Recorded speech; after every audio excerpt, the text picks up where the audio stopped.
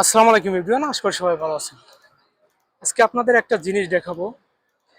দেখেন, আমি এখন চার রাস্তার মোড়ে আছি। এইখানে শত শত গাড়ি সিগনালে দাঁড়িয়ে আছে। এখন আপনাদের দেখাবো।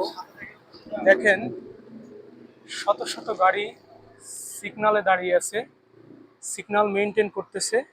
অথচ আমাদের দেশে এখন শত শত গাড়ি তেলের পাম্পে তেল নেওয়ার জন্য দাঁড়িয়ে আছে।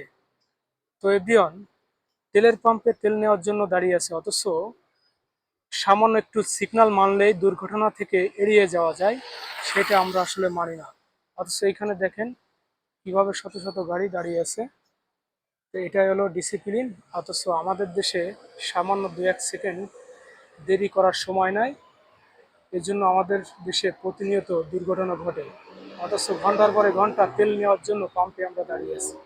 এভরিওয়ান, ভালো থাকবেন। আল্লাহ হাফেজ।